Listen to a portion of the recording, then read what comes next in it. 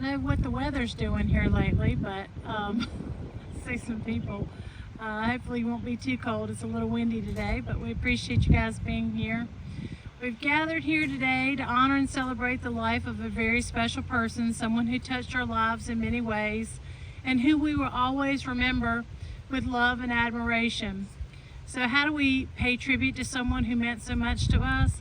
Well, how do we honor their memory in a way that would truly make a difference? One way is to dedicate this tree here today. Trees are powerful symbols of life, growth, and renewal.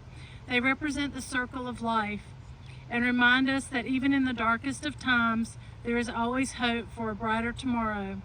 When we dedicate a tree in honor of someone, we're creating a living tribute to their memory. We're giving back to the earth and creating something that will last for generations to come.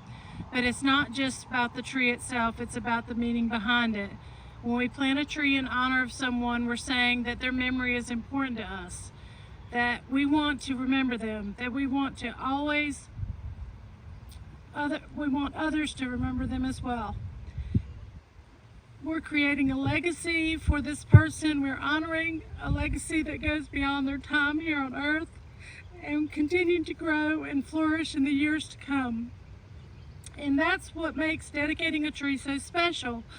And for many of you that know Alan, he for years ran a tree service, Manus Tree Service, with his brother for years.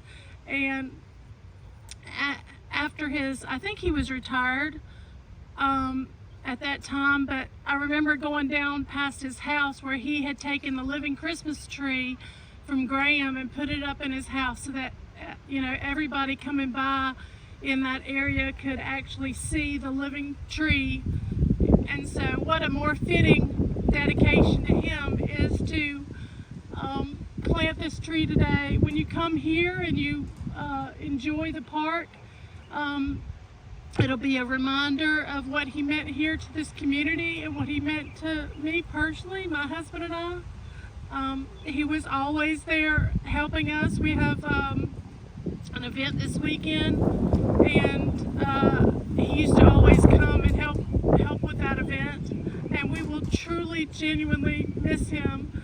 And the next person that I have to introduce here, if I can get a hold of myself, is Judy Hall.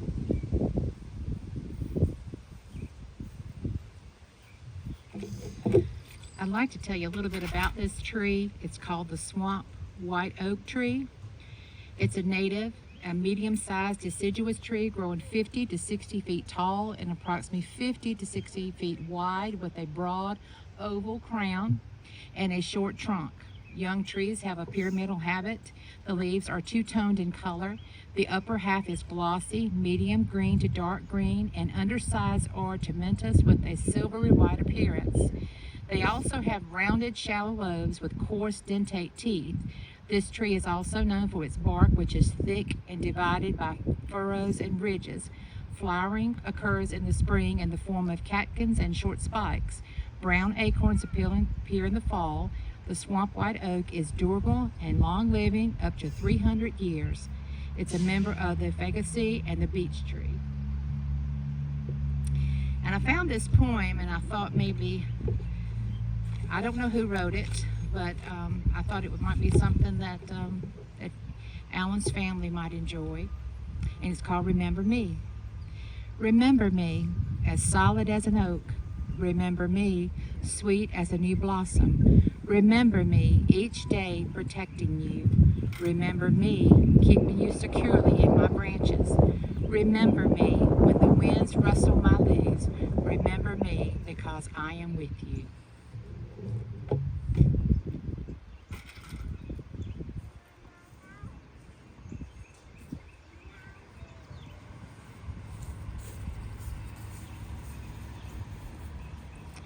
Good afternoon, everyone. I'm Tommy Cole, Fire Chief.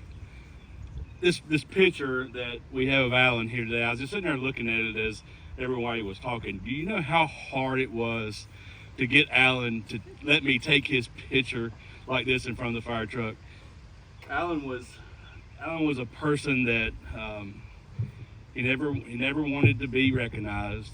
He never he was out front. He was an informal leader. He was a formal leader, but he was never one to be out front, kind of showcasing himself off. It was more about the fire department. It was more about our firefighters. So many of you have probably heard me say this before. So in 2019, when I came here, Alan was the interim chief, and actually when I interviewed, Alan was responsible for taking all the candidates around and showing them Graham. Sorry, bud. John, come here. I don't want Alan to fall down again, so I'm gonna let you hold it. So Alan was responsible for taking us around. So we had candidates that wasn't for Graham, but so I got in the car with him, and we got a quick 5-minute catch up because I've known Alan most of my adult life.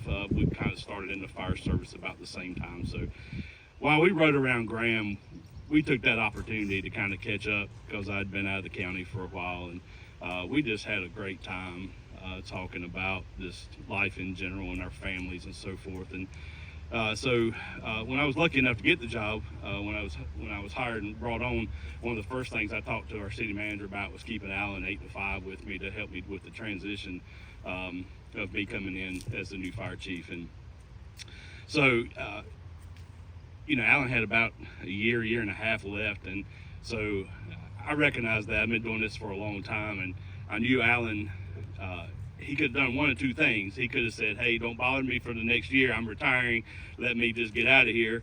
Or he can jump in both feet and help me transition. And that's exactly what Alan did. He and I had a great time for that year and a half that we worked together before he retired. Now, he was an ornery somebody. He was set in his ways. I think everybody in the fire department can agree to that. And he told me, he was real quick to say, Chief, we've tried that, it's not going to work. And I believed him. He was that kind of person. So as we made changes and transitioned into my leadership style with the department, Alan was right there with me every day, hand in hand. He was my brother, and we had some disagreements, but we always walked out the door with a united force to make our fire department better. And Alan, that was Alan's legacy. With us. He was always there every day to make our fire department better. The beautiful words given by our mayor today is exactly true. This tree represents Alan, his life.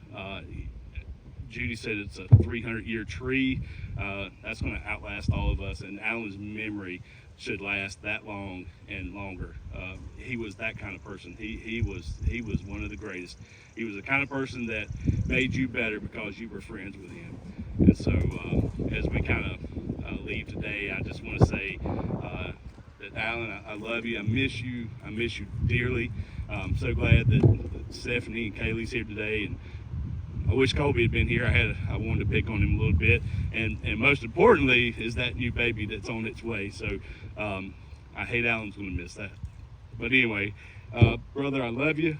This tree's for you. This dedication's for you, and I hope we all remember that and we come out and celebrate. Every time we're at this park, we celebrate Alan's memory and his legacy.